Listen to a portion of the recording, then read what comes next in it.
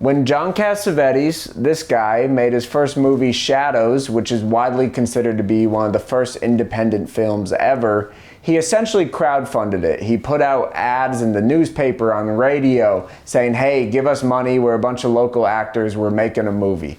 And lo and behold, he raised enough money to make a movie, and it was a low budget, so they had to cut corners. And one of those corners they cut is they filmed a big chunk of the movie under a ballet studio.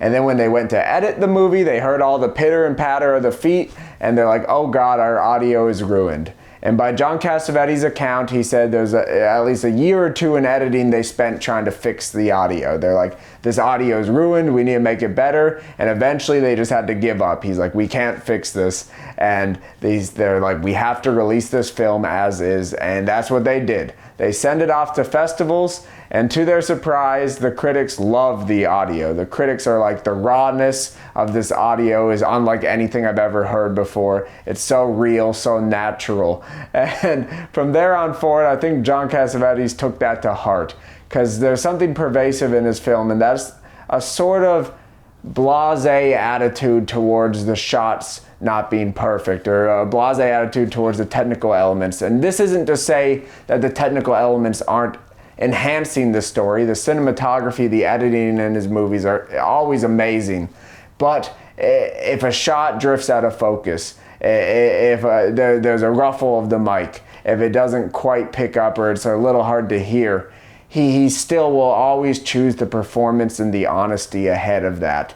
And I think that pays off tenfold.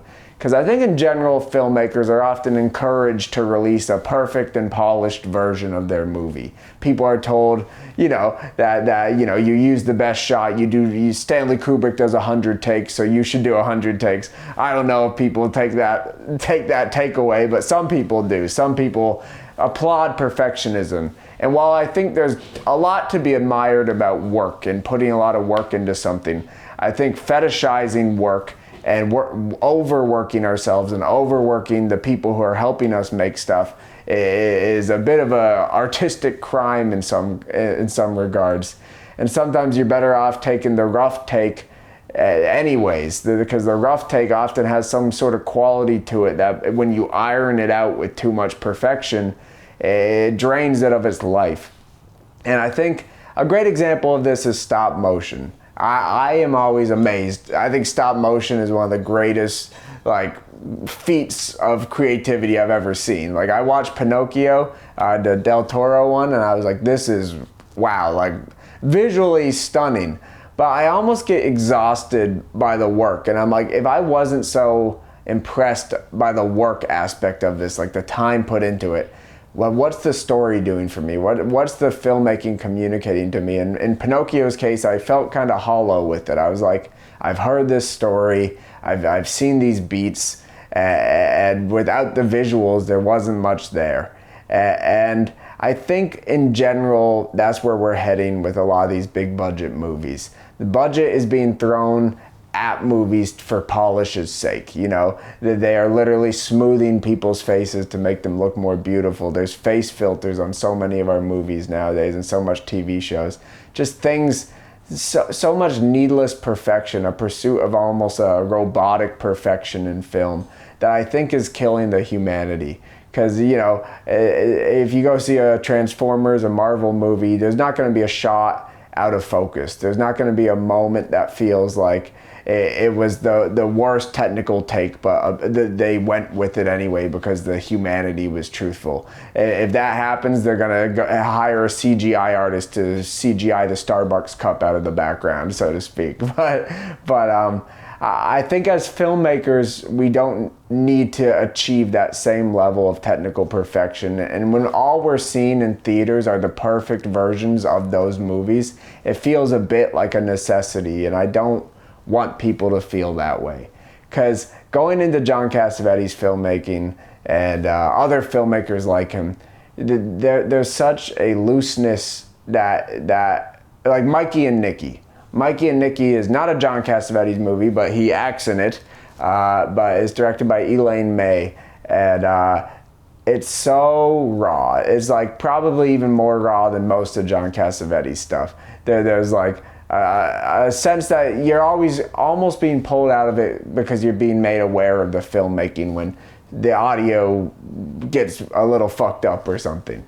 But at the same time, being made aware of it is almost more beautiful than hiding it. And I think we discovered this in painting at the turn of the 1900s. You know, that's what Impressionism was. It was a response to realism. You know, photography came out and realist painters are like, what are we gonna do? And then Impressionism stepped forward and they're like, let's just do something that only painting can do. And I think with filmmaking, we're kind of stumbling back into the same mistakes of realism, where we're trying to hide the paintbrushes. We're trying to hide the brush strokes, so to speak. I keep saying so to speak. Soda speak. Soda! Biden says that. Anyways, where was I? But yes, I don't think, I don't see the need of hiding the brushstrokes. I think it's so beautiful to be made aware that there were hands behind this film. There was people. There was like a real life component to what you're watching. You're being sold on the fiction of a film, to me, is only half the film. The other half the film is being made aware of the people and the real emotions that backed it and what led to that film coming to life. And I think letting people feel that is such a almost cheat code to excuse a lot of your film shortcomings. Like when I see like no budget movies on YouTube, they're very rough. A lot of them, some of them are shockingly really well made, but the technical elements sort of fall to the wayside, because you understand that a lot of these films are being made for no money by people with less experience. And yet still there's a truth to them that, for me, like, I rate every YouTube movie 5 out of 5, and that's because I genuinely feel like they rise above their imperfections. They rise above the mere content of what they are, because the craft is so lovingly taken a front seat. The craft is first and foremost when you do allow yourself to be imperfect, ironically, because I think hiding the work is what you do by polishing, and letting the work show is letting that you didn't do the work well. You know, you didn't do it to you did it well, but you didn't do it to the best absolute Stanley Kubrick level of ironing.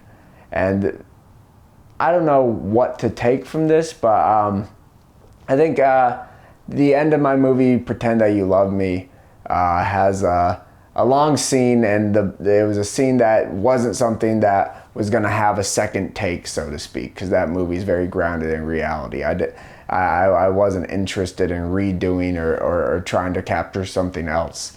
And that scene had a lot of audio issues. My microphone that I had was cutting in and out the whole scene. But I'm like, this was such a essential part of the movie that there was no world where I cut it. There's no world that I find something better than it. So I accept it. I'm like, the audio is going to sound shitty and you're going to be kind of pulled out of it. And it kind of works. For me, it works. It's a weird movie as is. It's a strange meta-narrative hybrid thing that you're made aware of the filmmaking. So that excuses it a lot. But even if it wasn't, and it was a grounded drama, I would hope that I would have the balls to leave that shit in, rather than getting everyone back together to reshoot because something was wrong. Because allowing stuff to be wrong is a great way to tell people that their first movie and their third movie and their 10th movie doesn't need to be perfect.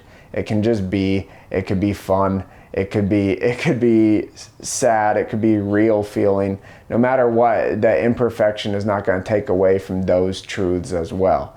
A good movie will pull you back into its world as quickly as it pulls you out of it with the little technical hiccups.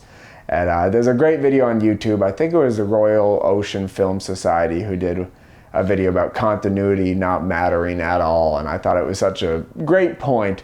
People always obsess on like student film sets about continuity and little things like that maybe 1/100th of the audience will notice, or even less. And it's just not worth it. Don't choose a take because the I don't know, the door in the background was open rather than closed in the last shot. You know, like, choose a take because the actor gave something real. The filmmaking was expressing something that in that moment was almost lightning in a bottle. Like, don't give away your lightning in a bottle for a clean bottle that doesn't have lightning in it. I don't know. This was the most rambly take ever. I'm feeling sleepy, but I wanted to get something up.